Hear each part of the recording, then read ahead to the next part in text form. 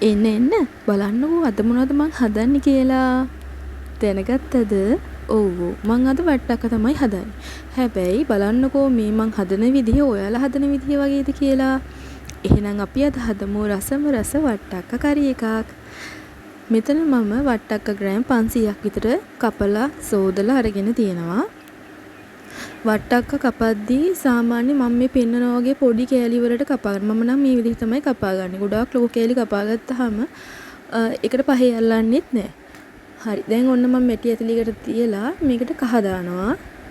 මම මේ දාන කහවල පාට ටිකක් මදි. ඒ නිසා මම කහ තෙහෙඳි එකමාරක් විතර දාගත්තා.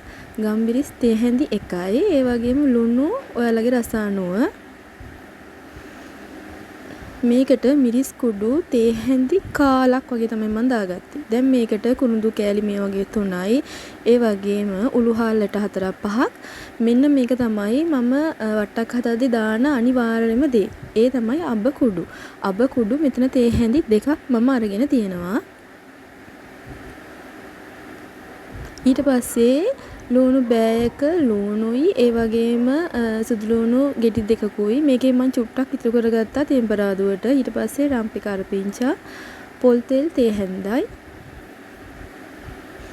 මේක මේ ටික දාලා හොඳට අතින් කලවම් කරගන්නවා. ඔයගොල්ලෝ හැඳි පාවිච්චි කරන්න එපා. මේ විදිහට හොඳට වට්ටක්ක වලට අපි දාපු පහේ ටික හොඳට අත ගෑවෙන්න මේ විදිහට අතින්ම කරන්න. ඒ වගේම වීඩියෝ එක බලන ගමන් වීඩියෝ එක හොඳයි නම් අනිවාර්යයෙන්ම වීඩියෝ එකට ඔයාලගේ පහලින් ඔයාලගේ අදහස් කමෙන්ට් කරන්න. වීඩියෝ එකේ තව මොනවද මම හදාගන්න ඕනේ, මම මොනවද මගේ channel එකේ අඩුපාඩු කියලා ඔයාලාට දකින්න විදිහට මට කමෙන්ට් කරන්න.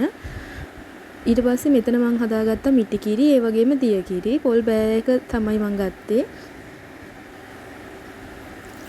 ඔන්න දැන් මම මේකට දිය කිරි ටික දාගත්තා.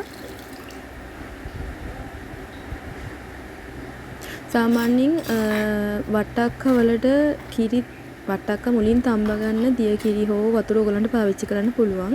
හැබැයි දිය කිරියෙන් තිබ්බහම වට්ටක්ක හරි රසයි.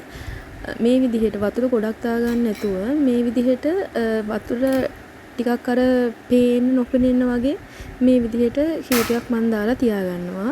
මොකද වට්ටක්ක ගොඩක් බෙරි වුණොත් දැන් අපි මිටි කිරිත් දාන නිසා වට්ටක්ක බෙරි වුණොත් ඒකේ හොද්දේ රසත් නැති වෙලා යනවා. ඒ වගේම ඒ හොද්ද ලස්සනකුත් නැති වෙලා යනවා. කන දේ මුලින්ම අපි දකින්නේ ඇස් දෙකෙන්නේ. ඔන්න වට්ටක්ක ටික වන් චුට්ටක් වහගෙන මේ විදිහට උයා ගන්නවා. දිය කිරි ටික හිඳෙනකන් ඒ වගේම වට්ටක්ක ටික ටිකක් වාගිට වගේ තමයි මම තම්බලා ගන්නෙ. හේතුව මිටි කිරිත් දානවා හින්දා අයිපාරක්. තාම වට්ටක්ක ටික මදි. ඒ නිසා ආයිත් වහලා මේක තව චුට්ටක් උයාගමු. මෙතනදී ඔයගොල්ලෝ මතක තියාගන්න ඕන දේ තමයි මේක ගොඩාක් තම්බ ගන්න එපා. භාගයට තමයි අපි වට්ටක්ක තම්බ ගන්නෙ. හරි දැන් ඔයාලට පේන්නේ ඔන්න දැන් මගේ වට්ටක්ක ටික භාගයට හිඳීගෙන තමයි යන්නේ. දී කිරි ටික දැන් ඔයාලට පේනවා ඇති භාගයට තැම්බිලා තියෙනවා කියලා. ඒ වගේම ඔයාලට මම දෙයක් කියන්නම් තව ඉස්සරහට. ඒ තමයි අපි කෑමක් හදනකොට සාමාන්‍ය විශේෂයෙන්ම කහ දාලා හදන කෑම තියෙන්නේ. ඒ කියන්නේ අපි කහ පාටට කිරට හදන කෑම කියන්නේ. අන්න ඒ කෑම වලට ඕගොල්ලෝ 3-5 දාන්න එපා. කහ සමග 3-5 දාන්න එපා. හේතුවත් මම ඔයාලට කියන්නම්. ඔන්න දැන් මම මෙතනදී මිටි කිරි ටික දාගත්තා. මම මේකට ගොඩ හොදි තියන්නේ නැහැ. සාමාන්‍යයෙන් වට්ටක්ක වලට හොදි තියන්නේ නැහැනේ. ඔන්න දැන් මේකත් දාලා ඔයාලා හැඳි පාවිච්චි කරනකොට පරිස්සමට පාවිච්චි කරන්න. වට්ටක්ක කෑලි ටික කුඩු වෙන්නේ නැති වෙන්න, පොඩි වෙන්නේ නැති වෙන්න මේ විදිහට පරිස්සමට හොදි ටික පොඩ්ඩක් මේකේ කලවම් කරන්න. ඒ වගේම රිදි කෑල්ලක් අරගෙන ඇතිරිය ටිකක් හොල්ලන්න පුළුවන් නම් තවත් වඩාත් හොඳයි. එතකොට මම දැන් ඔයාලට කියන්න ගියේ කිරට හදන කෑම වලට 3-5 දාන්න එපා. ප්‍රධානම හේතුව තමයි අපේ කෑම වල තියෙන ලස්සන පාට එකෙන් නැති වෙලා යනවා. ඔයාලා සාමාන්‍යයෙන් එදිනෙදා ඔයාලගේ ওই කිරට හදන කෑම වලට කහ සමග 3-5 යොදනවා නම් ඔයා අද ඒක වෙනස් කරලා බලන්නකෝ. ඒ වගේම මම ඔයාලට පෙන්නලා තියෙනවා මගේ channel එකේ ඇති මම හදපු පරිප්පු කරිය. ගොඩක් අය හදලා රසයි කියලා තිබ්බා. ඔයාලා ඒකත් බලන්න. මේ වෙලාවේ ලුණුත් බලා ගන්න. මං කියන දේ අහන ගමන් එතකොට ඔයාලගේ හොද්දේ තියෙන ලස්සන පාට නැති වෙලා යනවා.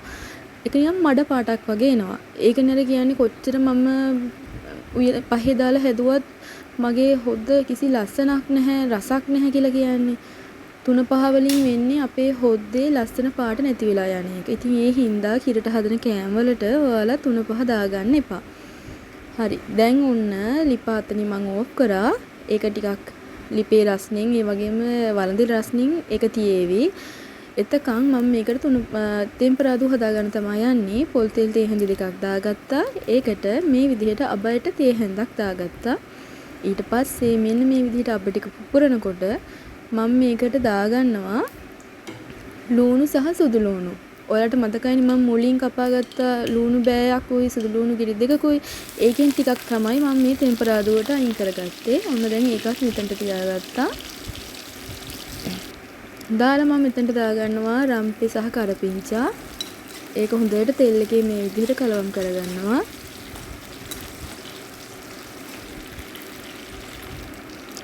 ඊට පස්සේ මම මේකට දාගන්නවා මිරිස් කුඩු තේ හැඳි භාගයයි.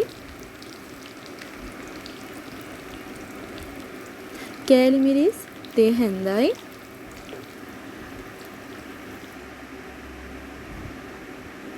මේ තියෙන්නේ සූදුරු වලිනුත් මම මේ විදිහට තේ හැඳක් දාගන්නවා. ඔයාලා සූදුරු දාලා හදලා බලන්නකෝ මේකේ වෙනස කොහොමද කියලා. ඔන්න දැන් තෙල් එක මේ විදිහට තෙම්පරාදුව තෙල් එකේ ෂෝක් එකට බැදෙද්දී ගොඩාක් බැද ගන්නත් එපා. තෙම්පරාදුවේ රස වෙනස් වෙන ප්‍රධාන හේතුවක් තමයි ලූණු ඕගොල්ලෝ ඕනවට වඩා තෙල් එකේ බැද ගන්න එපා ලූණු සුදු ලූණු. මොකද ලූණු සුදු ලූණු ඕනවට වඩා තෙල් එකේ බැදෙද්දී මහ හරි අමුතු සැර රහක් එනවා.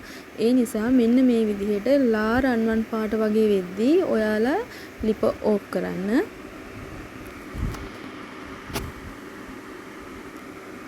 හරි දැන් මං අර හදාගත්තු වට්ටක්ක මිශ්‍රණයට මෙන්න මේ තෙම්පරාදුව දාගන්නවා. ඔයාලා මතක තියාගන්න ඕන එකක් තමයි මේ විදිහට තෙම්පරාදුව දාද්දී ඒ හොද්ද සාමාන්‍ය රස්නෙක තියෙන්න ඕනේ. නිවිලා තියෙන්න බෑ.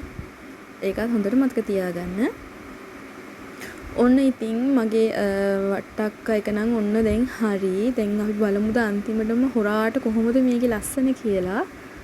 ඔන්න බලන්නකො මේකේ ලස්සන කොහොමද කියලා. මේ වගේ රස කෑම හදපු වීඩියෝස් මගේ channel එකේ ගොඩාක් තියෙනවා. චම්මීස් කිචන් YouTube channel එකට ගිහින් බලන්න.